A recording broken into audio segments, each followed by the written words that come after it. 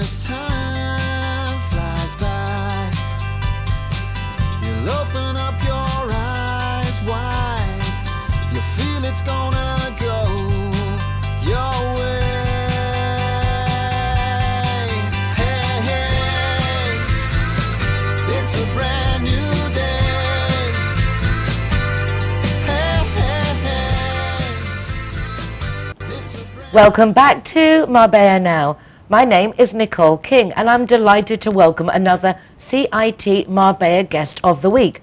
CIT Marbella, for those who don't know, is a networking association but for businesses, and they like to promote them, and what a good job they do. They even send them to Marbella Now. Today we're going to welcome Carmen del Cid. Love the name, sounds like the Zorro. Carmen del Cid. And she's from BD Home Marbella, which is a furniture company, but I love the way you say it in Spanish.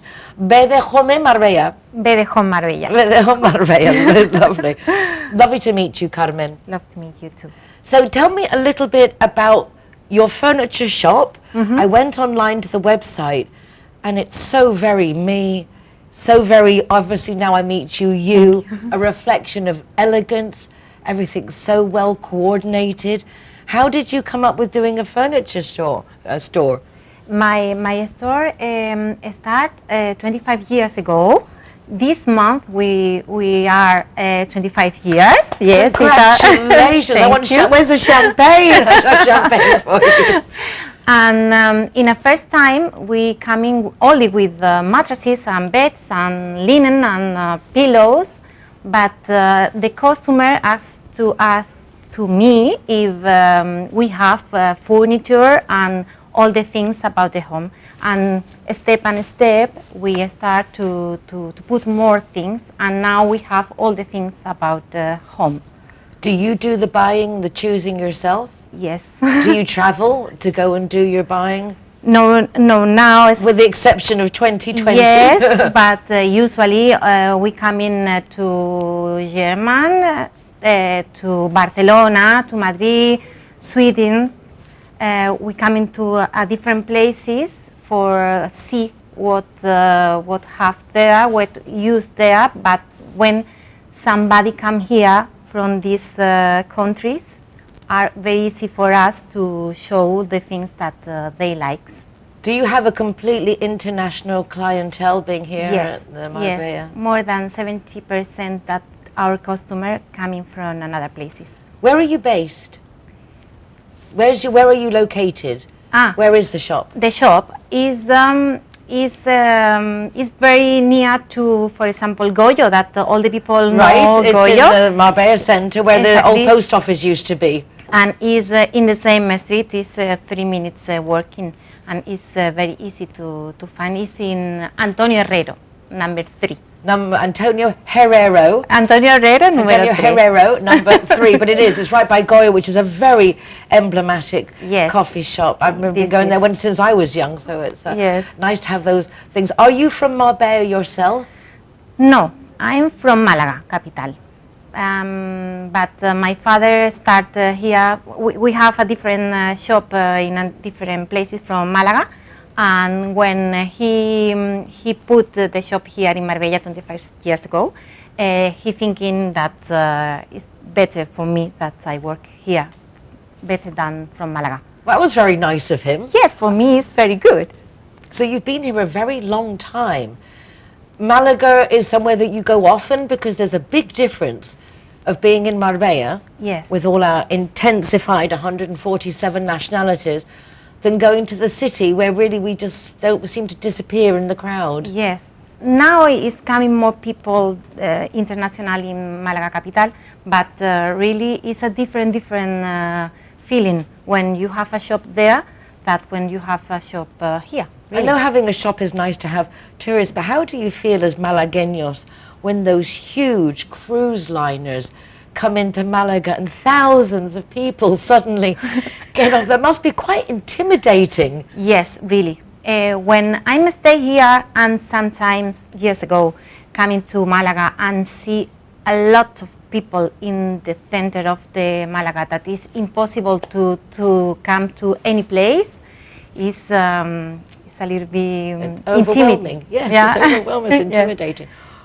As a Spanish person, as a Malagueño, I imagine that the passion for the ferias and the fiestas and the santos and all Semana these things Santa. you haven't been able to celebrate has been traumatic. However, my question is, when you can celebrate, do you celebrate them here in Marbella, or is your heart in Malaga and you go for everything back to Malaga? My heart is broken with this because I love Malaga capital, but more and more here is a different, really is different, because you live here the things more near the people, because we are less people and we feel that It's more intimate. Exactly, this is.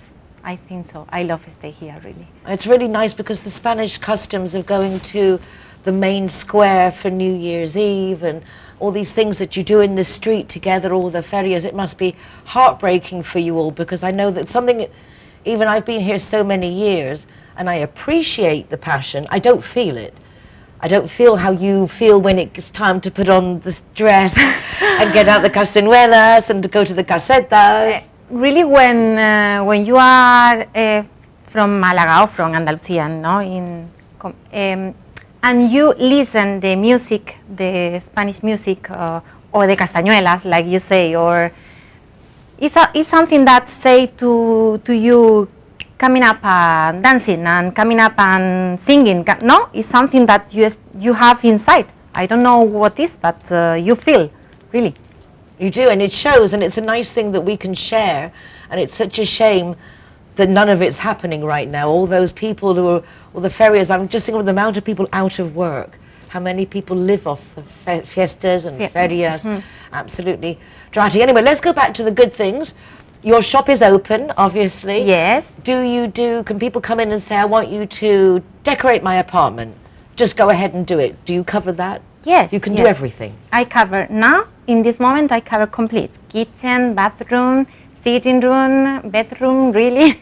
All the things that do you need for your home, we have. So anyone can come down to your shop, your showroom, and then I see that you have a lot of things as well online, that you've got a lot of things that you can prepare and plan. All very, very exciting, I have to say. Can't wait to go down. I've actually walked by, but I've never walked in. And it's a beautiful shop. Yes. Really a beautiful. I walked by several times. Thank you. And I was like, oh, and the lamps, and the chaise longue, and the accessories. Now the people that come in different than coronavirus, no? Because in the other time, the people come in and say me, show me what do you have, and if do you like, okay, you buy me. But now the people come in with Pinterest or with Instagram and say me, do you have this one? It's possible you're looking for me, and it's a different work. Okay? Well, that's nice if someone doesn't know how they want to decorate, but they know a feeling, and they can show you, I want this concept, you can then put it together. This is a little bit more difficult for us because I need to looking for the things that do you need, but it's more funny. Yeah, it is entertaining. It's a new challenges for you. And I think also a lot of us now with COVID or through COVID are looking to just give our homes that little bit extra je ne sais quoi, because we're not going and spending on trips and other things, and as we're spending more time at home, have you noticed also that people are just like making it nicer at home? This is really this one. The people need that now the home stay nicer, because it's possible tomorrow we need to stay more time inside, no? This is. Every reason to go to BD Home Marbella or BD Home Marbella. BD Home. It's always like the Perlan and Perlan or Wulite, and it's like, you know, all these things are the same word just with a different accent. You say like you want. Exactly. Well, BD Home Marbella, BD Home Marbella. Just go, check it out. I think you'll be pleasantly surprised. Carmen, encantada, thank you so very much. Gracias, muchas gracias. Really a pleasure to meet you. Big thank you to CIT Marbella. Whether you are an individual small company or a big company, I think it's worth checking out CIT Marbella, because they are a great business networking association that really does promote their members. We're now going to a break. We're going to hear some messages from my sponsor, Linear Director. including free taxis up to 4 times a month if you've been drinking, and they've got GPS and courtesy car, and they really do take care of us. So do check that out. And also as Zero Hero partners. We'll be back after this. Judy and John are getting along famously. They have so much in common, which now includes both being too tipsy to drive home. Oh, John, you can't drive home like that. Neither can I. John looks worried, but not our Judy. She simply calls Linear Director for a free taxi and a tow truck to take her and her car home. Call Linear Director on 952 14 78 34 to see how they can better your life too. Judy likes to consider herself a clever young woman, which is why she thought very carefully before choosing her insurance company. Now that she needs it, she's jolly glad she chose Linear Director, as it looks as if she might have something better to do. Why don't you be clever, like Judy? Call Linear Director on 952 14 78 34 and see which policy is best for you. Hi guys, Ross here from Hogan Stand. Proud to be a member of the Zero Hero campaign. And we recommend everybody. Nobody drives drinking. Everybody who drives a car doesn't have any alcohol in their system, and we're proud to sponsor the Zero Hero program.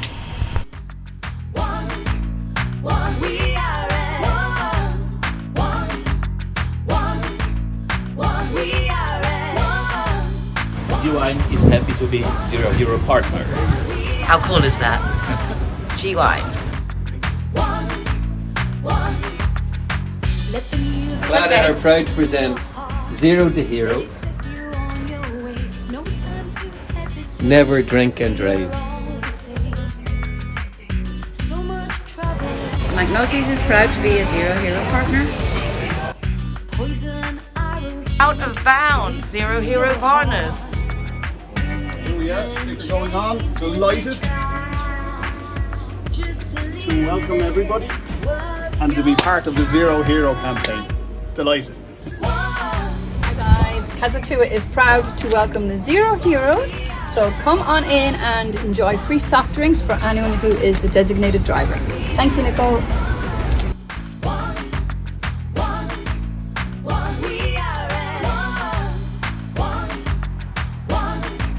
Everyone that comes and wants to join our Zero Hero Association, they will have free non-alcoholic drinks at our venue at any time.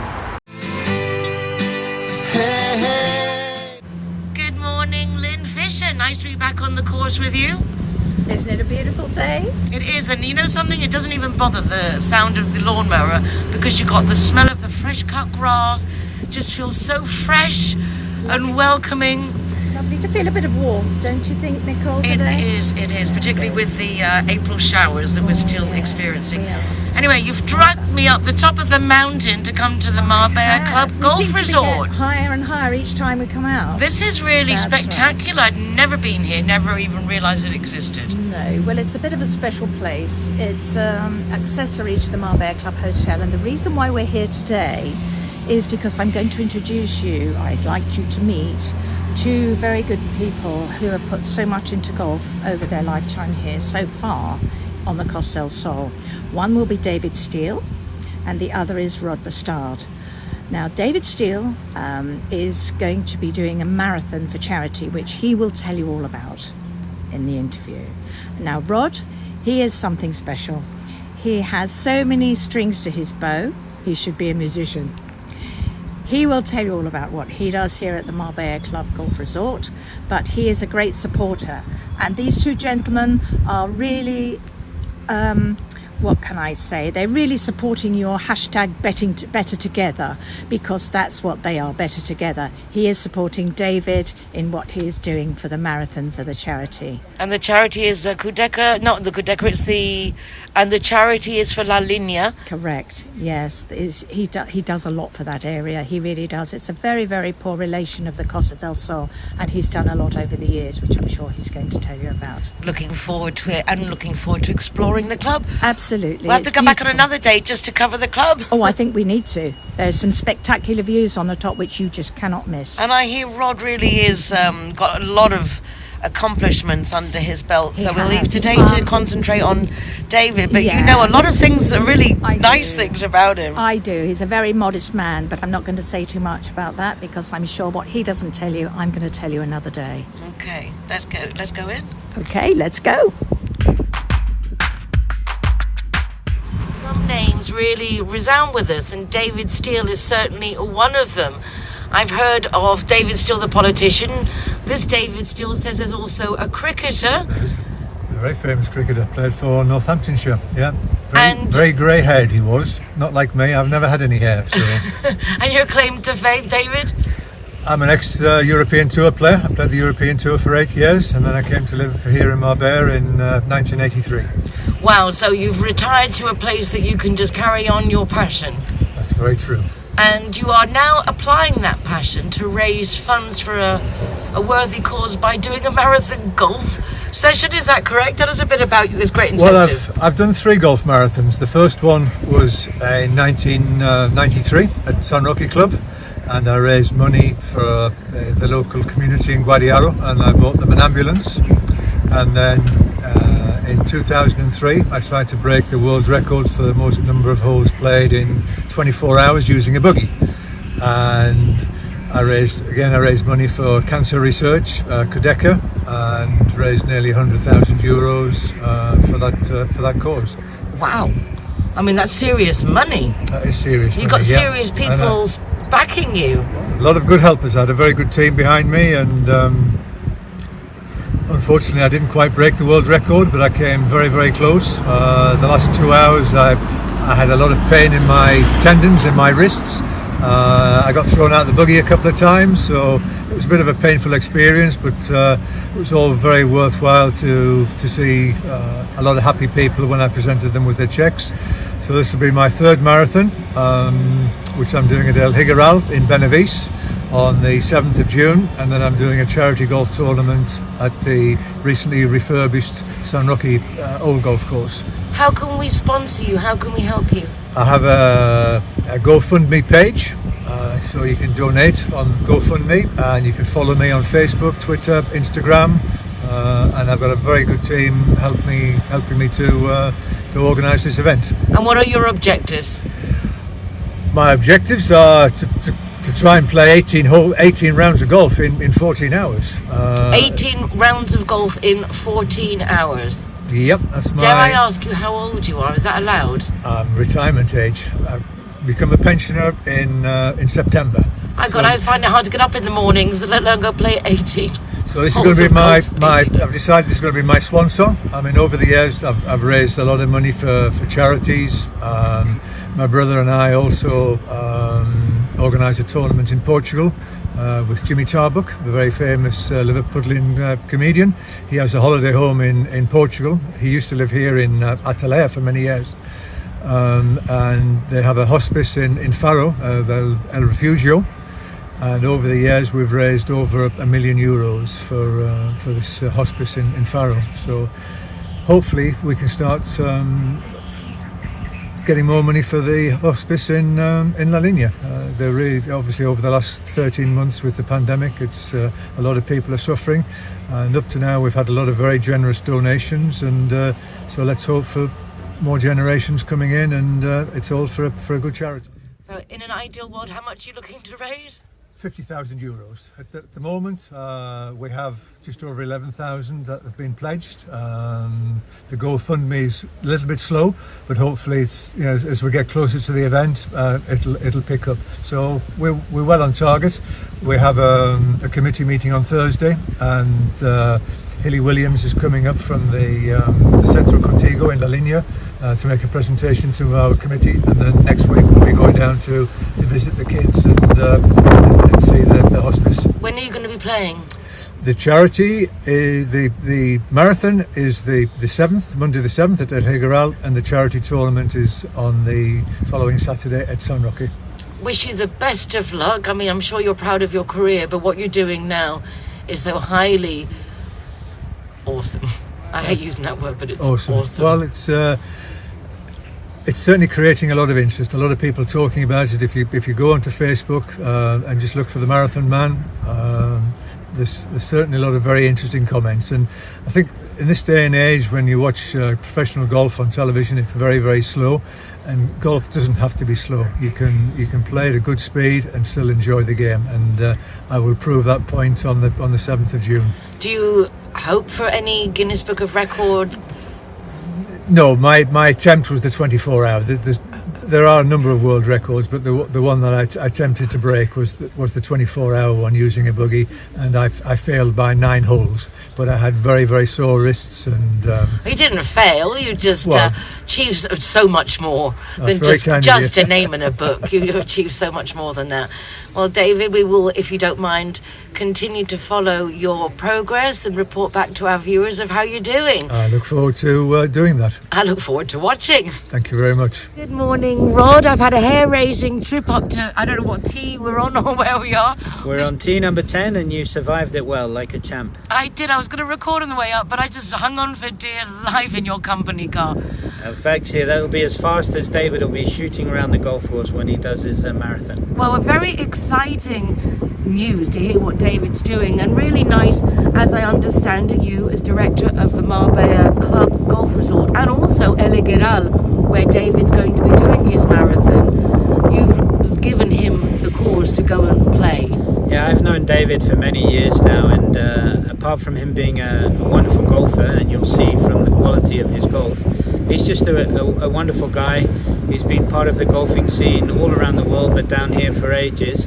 And when he came to me and said he wanted to do something to help, we had to support him and do what we could. It's an amazing undertaking that he's going to take on, and I'd just like to support him, because not only physically, emotionally, mentally, he's going to go through everything on that day, and it's massively impressive what he can do. The level of his play, and also just the time and effort that he's putting into preparing. He's running every morning, he's training, and you just have to respect his dedication. He's a very humble guy, which I could see from chatting with him just for a few minutes before he rushed off. It doesn't seem to me that it's usual for people to race around a golf course. No, it's not usual. I mean, he was just saying to us there that he's looking to do 18 rounds of golf in a day. I mean, most of us don't struggle to do 1 round of golf in a day. And as he said, golf's got a reputation of being a slow game and it takes all day and everything like that. And he's going to prove to us all that it doesn't have to. Now he has special circumstances and he's a special guy. He plays quickly and he plays very well. He was a golf pro. He was a very good golf professional on the European Tour. And you'll see from the level of his play, he's not normal. So he'll get round a golf course much quicker than the average player. But it just goes to show you that the average player could go a little bit quicker and spend a little bit less time. But he's amazing. Also amazing is to be director of 2 amazingly impressive clubs. How did that come about? Not that you don't deserve it, but what's your story, Rod? I suppose right place at the right time, but I've been very lucky to be at the Marbella Club for many years now, privileged, and then also had the good luck to be involved with the building of Higueral and partly the designing of it, yes, which was a project that came about by pure chance, and one of the most fun and most rewarding things I've done. You get to paint with bulldozers, so that's always good fun. How did your passion for golf arise? It's strange. I actually grew up playing tennis. I spent most of my life as a tennis player. I went to university on a tennis scholarship, and my tennis coach at university was a 2-handicap golfer, and at 17, 18 years old he got me hooked on golf, and I ended up spending more time on the golf course than I did on tennis courts, and here I am. So very lucky to be in this club. And the transition, because I would guess that you're British? Yes, I mean my family actually came here in 77 So I grew up here and then went away to university in America and then came back. So I consider myself a local boy, more Spanish than English, but why wouldn't you want to live here when we've got lovely people and the climate like this? It's where we should be. Andaluz pura mozi. Absolutely, yeah, both kids here and Andaluz puro, yeah, so really happy. Well, it's wonderful to meet you. I've also been here many years, but the first time I've been to this club. Pleasure to meet you, and I look forward to coming down to El Higueral to record David on the Day. Well, we'll see you then, and thank you for coming up, and let's hope lots of people can support him on his journey. Thank you. Thanks. Well, best of luck to David Steele with his intention to play 18 holes and 18 rounds in 14 hours, raising money for charity. If you'd like to sponsor him, please do. He'll be very grateful to achieve that big goal that he has set. That's it for today. Take care of yourselves, be nice to each other, and remember that you can check out recordings of the programme either from the RTV Marbella website or an easy link from my website, nicoleking.es, with links to the programme, my column in the Euro Weekly News Marbella Moments, and also full listing of our Zero Hero partners, which now also include the Casino Marbella and Chemmers Terrace. How cool is that? Hasta mañana. Just believe it.